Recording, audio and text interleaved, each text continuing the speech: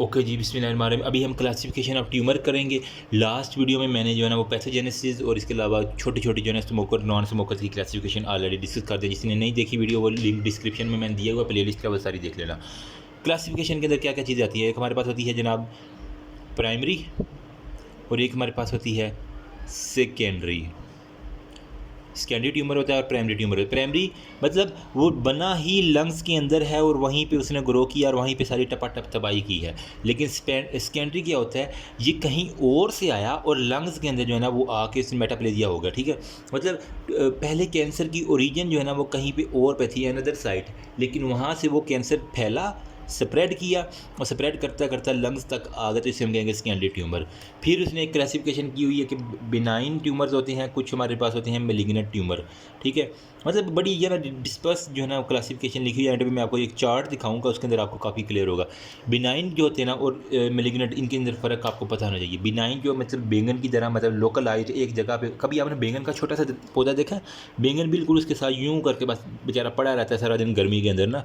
तो मैंने वहाँ से याद किया हो, एक तो ये है लोकलाइज्ड है, ठीक है, किसी को नुकसान नहीं पहुँचाता है, नॉन इन्वेसिव है, ठीक है, ना ये मेटास्टाइज करता है, नॉन मेटास्टेसिस करता है, नॉट हार्मफुल है, ठीक है, और बेस्ट फॉर, लेकिन अगर ये ब्रेन के अंदर चला जाए ना बिनाइन, ठीक है, तो ब्रेन के अंदर चला जाए तो ब्रेन के अंदर जो है ना ये कन्वर्जेंट और हेमाटोमाज वगैरह वो सारे, ये इसके ब्रेन के अंदर बस ये ख़तरनाक है बिनाइन ट्यूमर, और बाकियों के अंदर कुछ भी नहीं इसका ना, ठीक, इतना ज़्यादा नहीं है।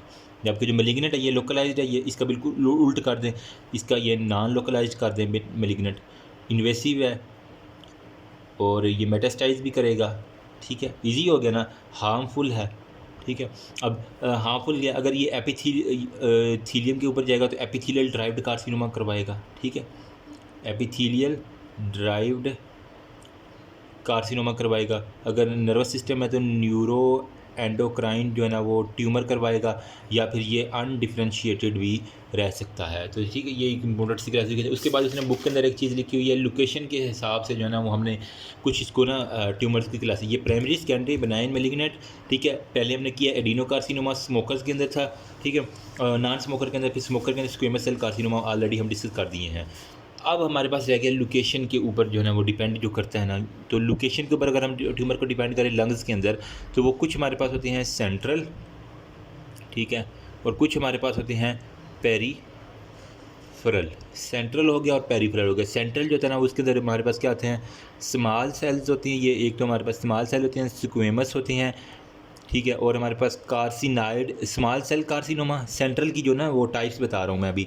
सेंट्रल के अंदर कहते हैं स्मॉल सेल कार्सिनोमाज, स्क्वेमस सेल कार्सिनोमाज आ जाती हैं, और कार्सिनॉइड ट्यूमर, इनके नाम आपने याद रखने हैं, कार्सिनॉइड ट्यूमर। जबकि जो पेरिफेरल है ना उसके अंदर कौन कौन से आ जाते हैं, एडिनॉइड हो गया, ठीक है, एडिनोकार्सिनोमाज होगा, ठीक है, उसके बाद अब ब्रोंकियो कार्सिनोमाज जो होते हैं ना वो सारे के सारा हमारा इसके अंदर आ जाएगा। अच्छा, अब हमारे पास आती है WHO की क्लासिफिकेशन, जो कि आपको हर बच्चे को पता होना चाहिए, ये इंपॉर्टेंट है। ठीक है, WHO की, जिसे ये नहीं आती ना वो उसको फिर कुछ भी नहीं आता, मैं कहता हूँ। ठीक है, WHO वर्ल्ड हेल्थ ऑर्गेनाइजेशन जो है ना उसने जो है ना वो नंबर 1 पे दी है हमारे पास स्मॉल सेल कार्सिनोमास। फिर उसने दी है ये सॉरी, एक पहला है नॉन स्मॉल सेल। ठीक है, नॉन स्मॉल सेल, दूसरे नंबर पे आपने लिख लेना स्मॉल सेल, नंबर 3 पे न्यूरो एंडोक्राइन ट्यूमर्स, ठीक है, और नंबर 4 पे वो कहता है अनक्लासिफाइड। अब स्मॉल सेल कार्सिनोमाज में जो है ना वो फर्दर वो कह रहा है कि हमारे पास 5 जो है ना वो टाइप्स होती हैं। एक हमारे पास होती है स्क्वेमस सेल कार्सिनोमाज, नंबर सेकंड में वो कह रहा है कि एडिनो कार्सिनोमाज, नंबर 3 पे वो कह रहा है कि स्क्वेमो एडिनस। ठीक है, स्क्वेमस भी है और एडिनो, स्क्वेमो एडिनो कार्सिनोमास। नंबर 4 पे वो कह रहा है कि लार्ज सेल कार्सिनोमास, और नंबर 5 वो कह रहा है कि ब्रोंकियो एल्वियोलर या पेपिलरी कार्सिनोमास। ठीक है, मतलब ब्रोंकियो एल्वियोलर या फिर हमारे पास पेपिलरी जो है ना वो कार्सिनोमाज आ जाता है। ठीक है, ये था नॉन स्मॉल सेल कार्सिनोमाज के बारे में। फिर स्मॉल सेल के अंदर कौन कौन सी आ जाती हैं? एक हमारे पास होता है, दो टाइप्स होती हैं, एक तो बिल्कुल स्मॉल होता है, एक हमारे पास था ओट सेल। ठीक है, ओट सेल कार्सिनोमाज। फिर न्यूरो एंडोक्राइन में जो ना वो कार्सिनाइड जितने भी आ जाते हैं ना वो आ जाएंगे। इसके अंदर हमारे पास फिर होती है टिपिकल और एटिपिकल, और फिर नॉन क्लासिफाइड। अभी हम डिस्कस करेंगे कि स्मॉल सेल क्या होता है और नॉन स्मॉल सेल जो हमने यहाँ पे किया है ना, इन दोनों के बारे में डिस्कस करेंगे। इसका भी अलग से एक दफ़ा यूक्यूज़ आया हुआ है। ठीक है, तो परेशान जो है एंड पे हम इसको सारे के सारे को ना एंड पे मैं रिवाइज़ कर दूँगा, क्योंकि लोगों की रिक्वेस्ट आती है कि एंड पे रिवाइज़ भी करवाया करें ना जो पढ़ाते हैं वो। नॉन स्मॉल सेल कार्सिनोमाज और स्मॉल सेल कार्सिनोमाज दोनों के अंदर क्या फ़र्क है? देखो ना, स्मॉल है, बिल्कुल छोटा सा है, अंदर जो है ना छोटे छोटे छोटे छोटे छोटे छोटे छोटे छोटे इतने ज़्यादा बन जाएंगे। ये ख़तरनाक है भाई। ये क्या है हमारे पास नॉन स्मॉल सेल, ये लोकलाइज्ड है, ये पता चल जाता है कि हाँ ये बड़ा सा ट्यूमर बना हुआ है, इसको फ़ौरन रिमूव करो। ये छोटा है, ये तिखा है, ठीक है, अंदर ही अंदर रह के नुकसान पहुँचाता है। ये मोर डेंजरस है, जो हमारे पास स्मॉल है ना मोर डेंजरस है, और इसको अर्ली डायग्नोज नहीं किया जा सकता, नॉट अर्ली डायग्नोज्ड।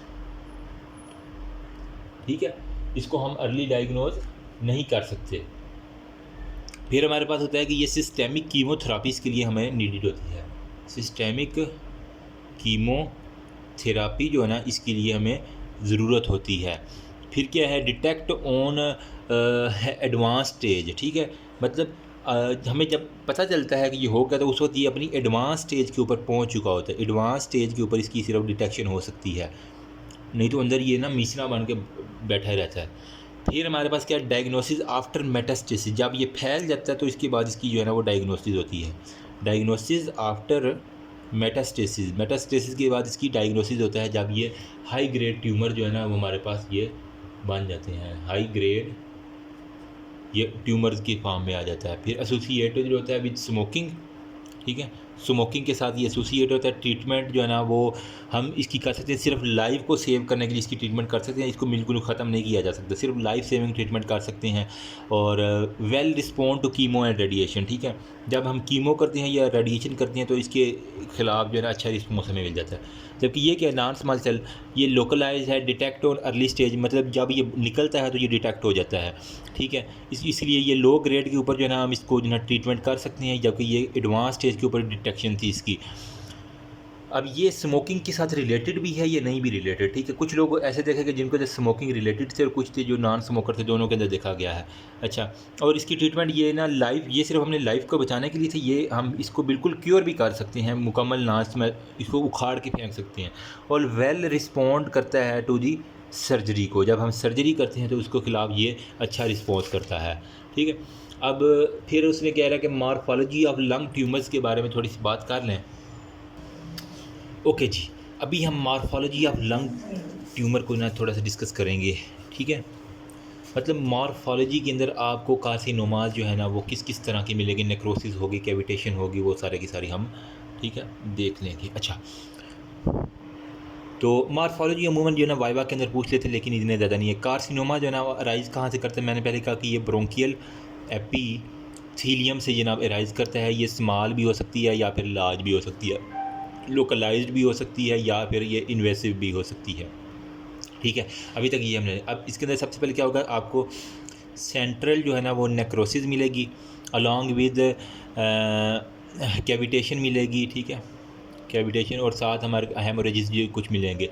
अब इनकी स्प्रेडिंग जो है ना वो अगर हम देख लें तो वो हमारे पास लिम्फ नोड तक जाएगी, ब्लड वेसल तक जाएगी। लिम्फ नोड अगर जाएगी तो लोबार होगा या फिर वो ब्रोंकियल लिम्फ नोड, मतलब लंग्स के पास जो है ना वो ब्रोंकियल लिम्फ नोड, अगर जैसे सुप्रा क्लेविकुलर लिम्फ नोड में जल्दी से कवर करवा रहा हूँ। ठीक है, क्लेविकुलर लिम्फ नोड में वो फिर वर्चुअस लिम्फ नोड के अंदर चला जाएगा। ठीक है, तो ये सारे के सारे होंगे। जबकि ब्लड वेसल में ना न्यूरोलॉजिकल मैनिफेस्टेशन आपको होना शुरू हो जाएगी, मतलब अगर ब्रेन के अंदर जाएंगे तो वो न्यूरोलॉजिकल मैनिफेस्टेशन, अगर लीवर के अंदर जाएंगे तो हमारे पास क्या होगा, हेपेटोलॉजिकल हो जाएंगी। ठीक है, किडनी के अंदर जाएंगी या फिर हमारे पास जो पेल्यूरल कैविटी है ना, ठीक है, उसके अंदर जाएंगी। अब हमारे पास जो है ना वो एडिनोकार्सिनोमाज के बारे में जो है ना वो थोड़ी सी बात कर लेते हैं। एडिनोकार्सिनोमाज क्या होते हैं, जो मैंने कहा था नॉन स्मोकर्स के अंदर अमूमन होते हैं ना। ठीक है, तो एडिनोकार्सिनोमाज ये बेसिकली ये लोकेटेड कहाँ पे होते हैं, हमने कहा एक सेंट्रली और एक पेरिफेरली। तो पेरिफेरल की क्लासिफिकेशन के नीचे मैंने लिखा था कि ये एडिनोकार्सिनोमा, तो ये लोकेटेड इन पेरिफ्रीज, ठीक है। उसके बाद ये ग्रो करता है स्लोली। फिर हमारे पास बट मेटास्टेसिस जो है ना इसकी एक्सटेंसिवली है, लेकिन मतलब मेटास्टेज कहते हैं तो ये एक लंबे जो है ना वो स्लो लेकिन एक बड़े एरिया को इसने कवर करना होता है, तो एक्सटेंसिवली जो है ना इसने करना होता है। 3 पैटर्न जो है ना इसके हमारे पास देखे गए हैं। नंबर 1 पे एसिनार है, नंबर 2 पे हमारे पास पेपिलरी है, और नंबर 3 पे हमारे पास होता है सॉलिड हो गया, ठीक है। एसिनार में क्या है, ये हमारे पास ग्लैंड फार्मिंग जो होता है ना वो हमारे पास आ जाते हैं, ठीक है। अब हाइपरप्लेजिया सब होता क्या था, पहले सबसे पहले हमारे पास क्या था, हाइपरप्लेजिया, फिर मैंने कहा था मेटाप्लेजिया के बाद इन सिटू, ठीक है, जो कि जरखेज़ ज़मीन बन जाती थी, इन सिटू कार्सिनोमा, उसके बाद प्रॉपर कार्सिनोमास बन जाते थे। अब हमारे पास उसने कहा कि ये थी एडिनोकार्सिनोमास फर्स्ट वाली। फिर हमने कहना है कि एटिपिकल एडिनोमेटस हाइपरप्लेजिया का उसने यहाँ पे जिक्र किया हुआ है। परेशान नहीं होना, मैं बुक से सारा दिखाऊंगा, थोड़ा सा बोरिंग टॉपिक है लेकिन ये इंपॉर्टेंट है, ठीक है। अब यहाँ पे है ए टिपिकल एडिनोमेटस हाइपरप्लेजिया। इसके अंदर क्या होता है, साइज़ एक तो आपने देखना है 3 to 5 जो है ना वो mm होता है, ठीक है। न्यूक्लियस जो होता है ना इसकी बड़ी एक इम्पोर्टेंट निशानी पूछ लेते हैं। न्यूक्लियस जो है ना आपके पास, न्यूक्लियस के अंदर हाइपर क्रोमेजिया होगा, प्लियोमार्फिज्म होगा, शेप के अंदर मतलब कलर के अंदर प्लियोमार्फिज्म, और फिर प्रोमिनेंट इसके अंदर जो है ना वो हमारे पास न्यूक्लियाइज होंगे, ये बात होगी।